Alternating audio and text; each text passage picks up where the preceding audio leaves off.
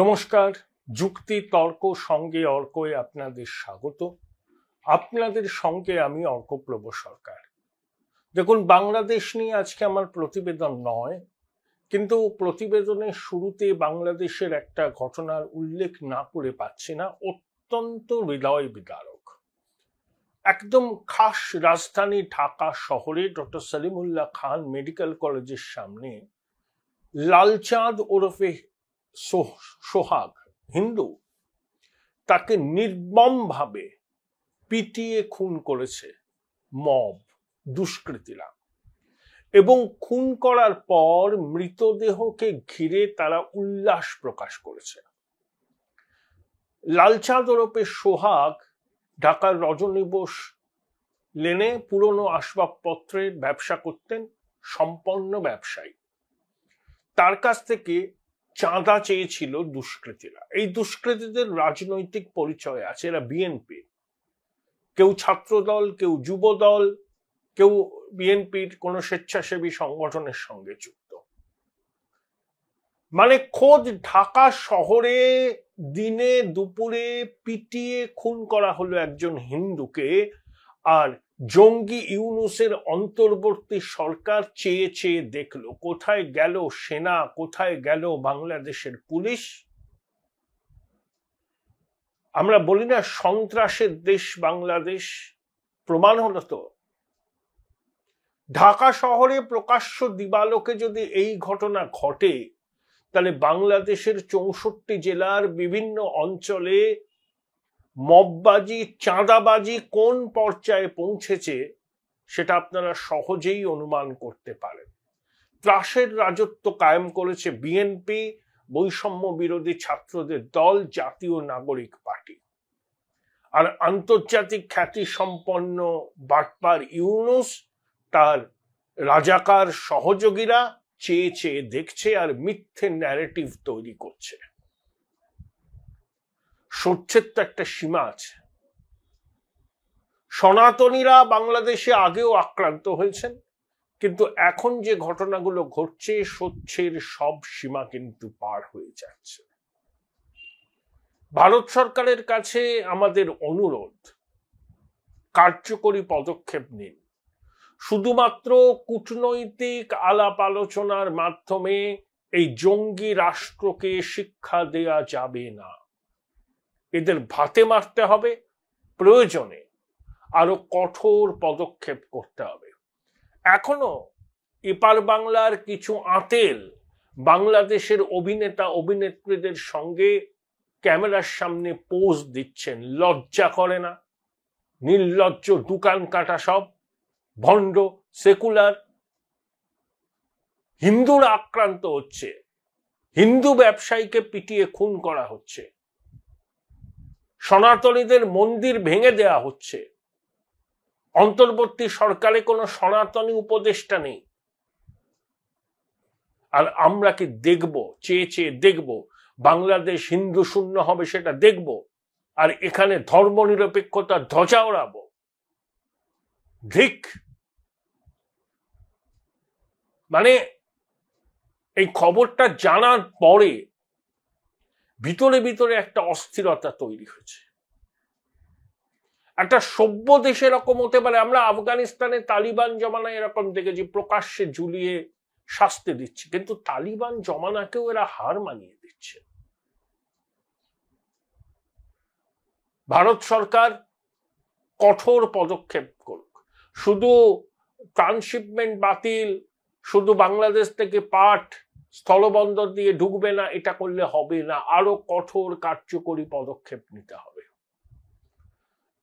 এবার আসি আজকের আমার যে প্রতিবেদন, তার মূল বিষয়। দেখুন, 13ই জুলাই শহীদ দিবস পালন করা হয় জম্মু কাশ্মীরে। কেন? 1931 সালের 13ই জুলাই শেষ ডোগরা রাজা হরি সিং এর পুলিশ গুলি চালিয়েছিল আন্দোলনকারীদের উপর। তাতে সম্ভবত 22 জনের মৃত্যু হয়। সেটাকে জম্মু কাশ্মীরে শহীদ দিবস হিসেবে পালন করা হয়। 370-35 দ্বারা বিলোপের পর লেফটেন্যান্ট গভর্নরের প্রশাসন 13 জুলাই ছুটি বাতিল করে দিয়েছে, আর 23 সেপ্টেম্বর মহারাজা হরি সিং এর জন্মদিনকে জম্মু কাশ্মীরে ছুটি হিসাবে ঘোষণা করেছে। উপত্যকার গ্র্যান্ড মুফতি মিরওয়াইজ উমর ফারুক, তার সাক্ষাৎকার আমি নিয়েছিলাম 2008 সালে শ্রীনগরে তার বাসভবনে বসে। অত্যন্ত polished, sophisticated, soft spoken, Hindi, Urdu, ইংরেজিতে স্বচ্ছন্দ, তাকে গৃহবন্দী করা হয়েছে। কারণ এই শহীদ দিবসকে কেন্দ্র করে উপত্যকায় টেনশন তৈরি করার সচেতন প্রয়াস হয়। আমি লেফটেন্যান্ট গভর্নর প্রশাসনের এই সিদ্ধান্তকে স্বল্পান্তকরণে সমর্থন করছি। সেদিনকার প্রেক্ষিত অন্য ছিল, তাই মহারাজা হরি সিং এর জন্মদিনকে ছুটি ঘোষণা করার মধ্যে কোনো অন্যায় নেই। কিন্তু যে ঘটনাটা নিয়ে বিতর্ক হচ্ছে বাংলায়, সেটা হচ্ছে রাজ্যের বিরোধী দলনেতা শুভেন্দু অধিকারীর একটি বক্তব্য। সাংবাদিকদের তিনি বলেছেন যে কাশ্মীরে আপনারা যাবেন না, কাশ্মীরে গেলে জীবন বিপন্ন হতে পারে। যেভাবে পেহেলগামে 22 এপ্রিল ধর্ম পরিচয় জেনে সনাতনীদের খুন করেছিল জঙ্গি জিহাদিরা, তারপর কিন্তু সত্যি কাশ্মীরকে নিরাপদ পর্যটকদের জন্য। শুভেন্দুবাবু বলেছেন যে আপনারা জম্মু যান, হিমাচল যান, উত্তরাখণ্ড যান, ওড়িশা যান, জম্মুতে তো বৈষ্ণো দেবী আছে, কিন্তু পৈতৃক প্রাণ যে সুরক্ষিত থাকবে উপত্যকায় গেলে এই গ্যারান্টি কে দেবে? এখন দেখুন, সেনা, পুলিশ তারা শত চেষ্টা করেও যদি সন্ত্রাসবাদীরা মনে করে আমরা আত্মঘাতী হব কিন্তু খুন করব জিহাদের নামে, কেউ আটকাতে পারে না। একটা শব্দবন্ধ চালু আছে, লোন উলফ সিনড্রোম, অর্থাৎ তার কোনো পূর্ব পরিচয় নেই সন্ত্রাসবাদী কাজকর্ম সম্পর্কে। একেবারে নিপাট নিরীহ যুবক, পড়াশোনা করে, কাজের খোঁজ করছে বা কাজ করে, সে যখন জেহাদি ভাবাদর্শে উদ্বুদ্ধ হয়ে বন্দুক সংগ্রহ করে এলোপাতারি গুলি চালিয়ে জেহাদের নামে নিরীহ মানুষকে খুন করে, সেটাই হলো লোন উলফ সিনড্রোম। তখন নিরাপত্তা বাহিনী কিচ্ছু করার থাকে না, কারণ এই লোন উলফ সিনড্রোমের সঙ্গে যারা যুক্ত তাদের অতীতে কোনো সন্ত্রাসবাদী কাজকর্মের রেকর্ড নেই। এই ঘটনা ঘটছে, ইউরোপে হচ্ছে, অন্যান্য দেশে হচ্ছে। তাহলে আপনি কিভাবে আপনাকে সুরক্ষিত রাখবেন? লক্ষ লক্ষ সেনা পুলিশ দিলেও এই লোন উলফ সিনড্রোমের সঙ্গে যারা যুক্ত তাদেরকে আইডেন্টিফাই, ট্রেস করা যায় না, কারণ এরা আত্মঘাতী হয় এবং এরা জিহাদি ভাবাদর্শে এতটাই অনুপ্রাণিত, তাই জীবন মৃত্যু পায়ের বৃত্ত বলে এরা সাধারণ মানুষকে নির্বিচারে খুন করে। হ্যাঁ, ভারত সরকার কাশ্মীরকে আবার পর্যটন মানচিত্রে আনবার চেষ্টা করছে, আমরাও তো চাই কাশ্মীরে পর্যটকরা যাক, কিন্তু বর্তমান পরিস্থিতি কি সত্যিই পর্যটকদের নিরাপত্তার পক্ষে অনুকূল? দু একদিন আগে ওমর আব্দুল্লাহ এসেছেন, নবান্নে গিয়ে মুখ্যমন্ত্রীর সঙ্গে দেখা করেছেন এবং কাশ্মীর যাতে আবার পর্যটকদের ডেস্টিনেশন হয় তার জন্য তিনি আবেদন করেছেন। তিনি জম্মু কাশ্মীরের মুখ্যমন্ত্রী, তিনি করতেই পারেন, কিন্তু বর্তমান পরিপ্রেক্ষিতে এখনো কি আতঙ্কটা কেটেছে? 2 মাসও হয়নি, বিভিন্ন জায়গাতে এখনো সন্ত্রাসবাদীরা সীমান্তের ওপার থেকে এসে ঘাঁটি গেড়ে আছে, গভীর জঙ্গলে লুকিয়ে আছে। এবং পেহেলগামের যে ঘটনা ঘটেছিল সেটা শুধু পাকিস্তান থেকে আসা জঙ্গিরা করেনি, তাদের মদত দিয়েছে যে কাশ্মীরের স্থানীয় কিছু যুবক যারা জঙ্গি ভাবাদর্শে উদ্বুদ্ধ। তাই তো নিরাপত্তার একটা ঘাটতি থাকেই। শ্রীনগর বিমানবন্দর থেকে বিমানের ওঠানামার সংখ্যা অর্ধেক হয়ে গেছে। কাশ্মীর আমাদের অবিচ্ছেদ্য অঙ্গ, এটা নিয়ে কোনো সংশয় বা সন্দেহ নেই। কাশ্মীর আবার পর্যটন মানচিত্রে বিকশিত হোক আমরা চাই। 22শে এপ্রিল পেহেলগামের ঘটনার পর কাশ্মীরের মানুষের একটা অংশ স্বতঃস্ফূর্ত প্রতিবাদ করেছিলেন, এটাও সত্যি। আবার একই সঙ্গে এটাও সত্যি যে উপত্যকার কিছু যুবক এখনো জিহাদি ভাবাদর্শে অনুপ্রাণিত হয়ে পাকিস্তানের জঙ্গি জিহাদিদের নানা রকম ভাবে মদত দিয়ে চলেছে। তাই আশঙ্কা একটা থাকে। তাই গেল রব তোলার কোনো মানেই হয় না। আরে শুভেন্দু বাবু তো কোনো ফতোয়া দেননি, তিনি তার মতো করে বলেছেন। হ্যাঁ, বিতর্ক হবে যে নিয়ে বলেছেন। অনেকে বলছেন যে ভারত সরকারের ঘোষিত অবস্থানের সঙ্গে বিরোধী দলনেতার অবস্থানের ফারাক আছে, হতে পারে ফারাক আছে। বিরোধী দলনেতা তার দলীয় পরিচয়কে সামনে রেখে কিন্তু কথাটা বলেননি। তিনি বলেছেন আমি একজন সাধারণ নাগরিক হিসাবে বলছি। হ্যাঁ, এর মধ্যে পোলারাইজেশনের উদ্দেশ্য থাকতে পারে, কারণ বাংলায় পোলারাইজেশনের আবহ তো আছে এবং মেরুকরণ তো কার্যত সম্পূর্ণ। আজকে শুভেন্দু বাবুর বক্তব্য নিয়ে কাটাছেড়া চলছে, বিচার বিশ্লেষণ চলছে, তাকে কাঠগড়ায় তোলা হচ্ছে। তৃণমূলের মন্ত্রীরা, মুখপাত্ররা রেড়ে করে নেমে উঠেছেন। কিন্তু মহুয়া মৈত্র কি বলেছিলেন? উড়িষ্যায় যখন পরিযায়ী শ্রমিকদের আটক রাখা হয়েছে, তৃণমূল বলছে বাংলায় কথা বললেই বাংলাদেশি দাগিয়ে দেওয়া হচ্ছে। আবার অমিত মালভিয়া দাবি করেছেন যে 450-র উপরে যাদেরকে ডিটেইন করা হয়েছিল বাংলাদেশি সন্দেহে, তাদের 335 জনের কাছে যে আধার পাওয়া গিয়েছে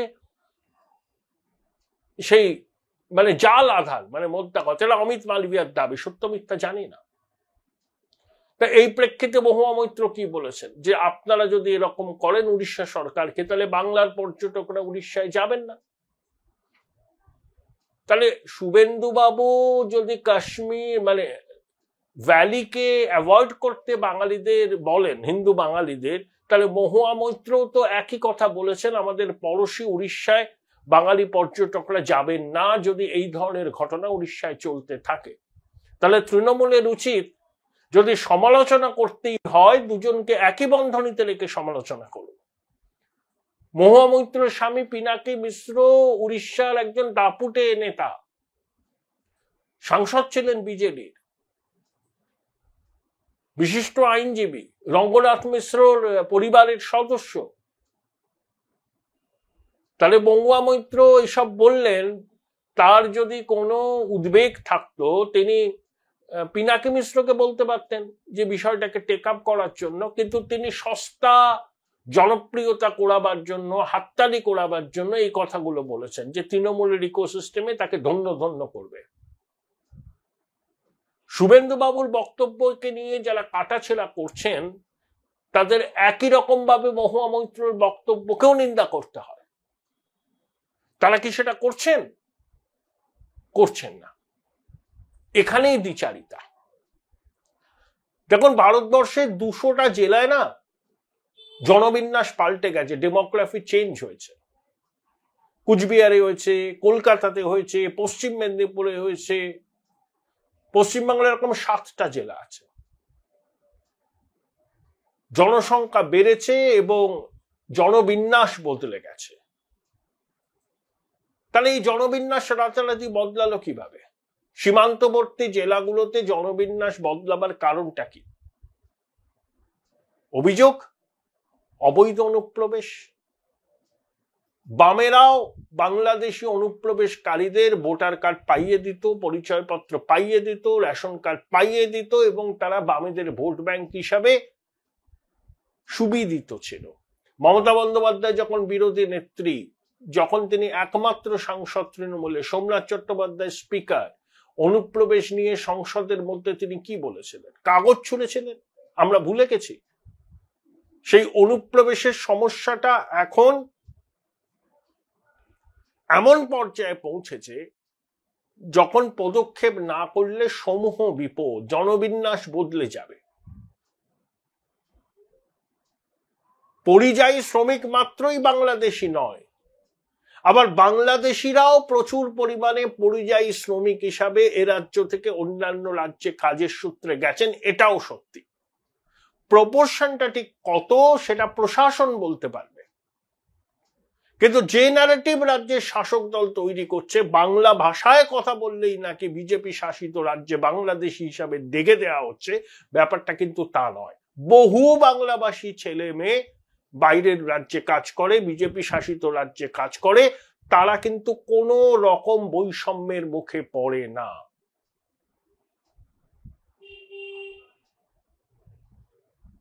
বিজেপি শাসিত রাজ্যের পুলিশ যখন বাংলাদেশি সন্দেহে আটক করছে, ওরা কি আরবিট্রারি করছে? যেমন ইচ্ছা তেমন করছে? ওদের বক্তব্যটাও তো শুনতে হবে।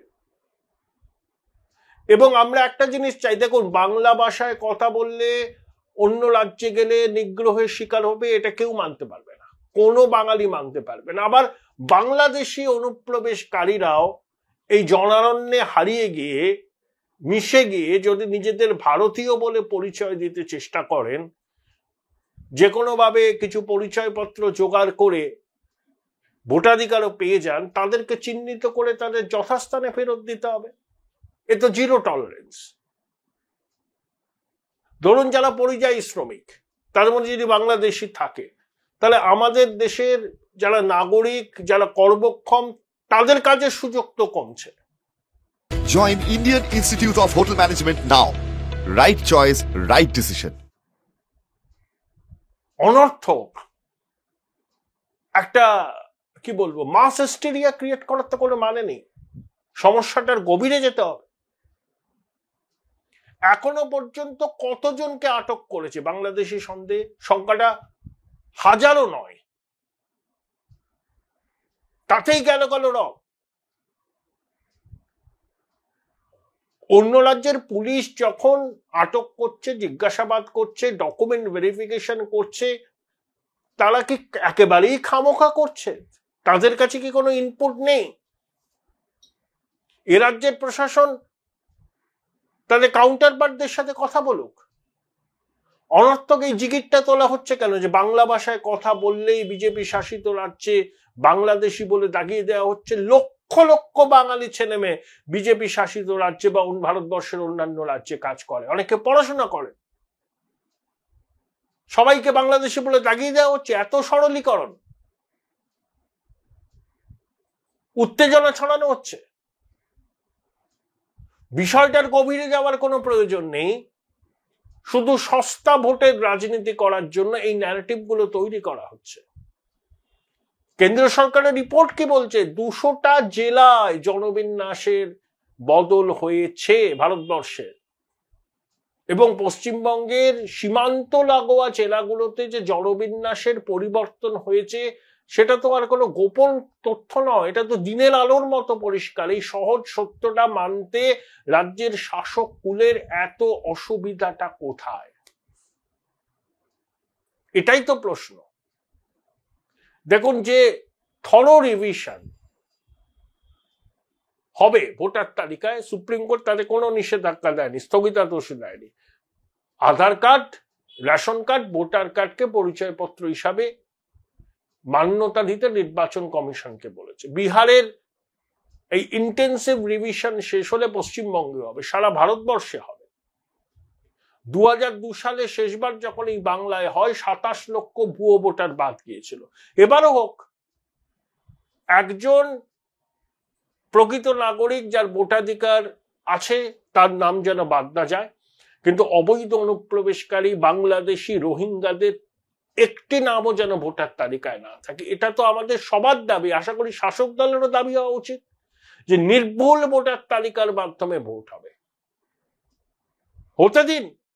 আপনারা তো আদালতে গেছিলেন, আদালত তো স্থগিতাদেশ দেয়নি প্রক্রিয়ায়, এবং সংবিধান নির্বাচন কমিশনকে এই অধিকার দিয়েছে নির্ভুল ভোটার তালিকা প্রস্তুত করার জন্য, এবং যারা আদালতে গিয়েছিলেন তারাও নিজেরা স্থগিতাদেশ চান।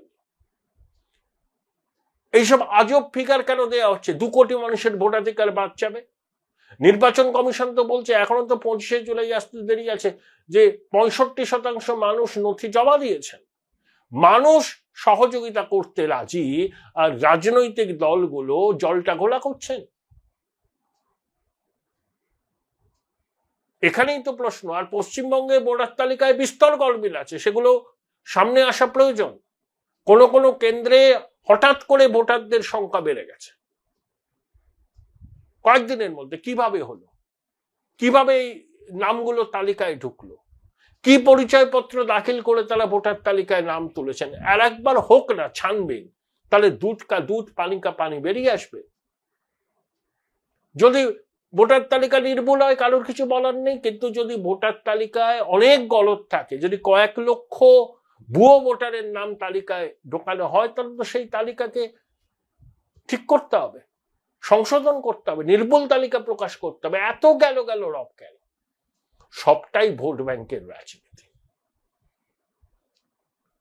দেখুন,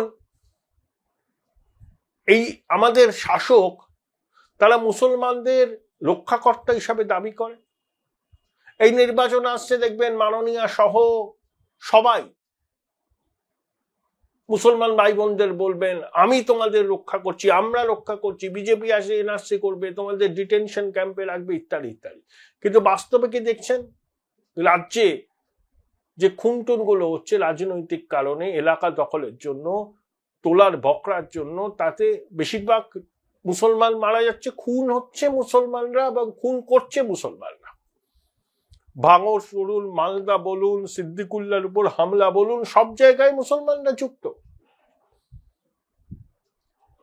তাহলে মুসলমান ভাই বোনদের ভেবে দেখার প্রয়োজন যে সরকার আপনাদের রক্ষাকর্তা বলে দাবি করে, তাদের জমানাতেই মুসলমানরা খুন হচ্ছে। আসলে বলছে না ইমাম মুয়াজ্জিমদের ভাতা, শাহজাহান, জাহাঙ্গীর, কাইজার, মুদাসসারের মতো মুসলমান স্ট্রংম্যান, এরাই হচ্ছে শাসকের ভিত্তি। আপনি ওই ডেপুটি রেজিস্ট্রার ছিলেন আরজি করে, তারপরে বহরমপুরে বদলি হন আতাহার আলী, যিনি দুর্নীতির বিরুদ্ধে লাগাতার সরব হয়েছিলেন। তার কথা কিন্তু কানে তোলে না পাওয়ার্স দ্যাট বি এট নবান্ন। প্রাক্তন আইপিএস নজরুল ইসলামের কোনো গুরুত্ব নেই। মিরাতুল নাহারের মতো মানুষের কোনো গুরুত্ব নেই। আরো অনেক মুসলিম বিদ্বজন আছে, তাদের বক্তব্যের কোনো গুরুত্ব নেই, কারণ তারা সত্যিটা বেআব্রু করে দিয়েছেন। শাসকের মুখের উপর কথা বলেন, শাসককে চ্যালেঞ্জ করেন তথ্য পরিসংখ্যান দিয়ে। শাসক চ্যালেঞ্জকে ভয় পায়। শাসক চায় দাসত্ব, শাসক চায় আত্মসমর্পণ। যারা আত্মসমর্পণ করবেন তারা কলাটা মূলটা পাবেন, আর যারা চোখে চোখ রেখে কথা বলবেন তাদেরকে এরা হেনস্থা করবে, দাগিয়ে দেবে। এটাই বাংলার বাস্তব চিত্র। খাদের কিনারায় দাঁড়িয়েছে। এখনো যারা জেগে ঘুমোচ্ছেন বলার নেই কিছু, কিন্তু পরবর্তী প্রজন্মের কথা ভাবুন, কোনখানে এসে দাঁড়িয়েছে আমাদের রাজ্য, সেটা একটু ভাবলেই আপনারা বুঝতে পারবেন।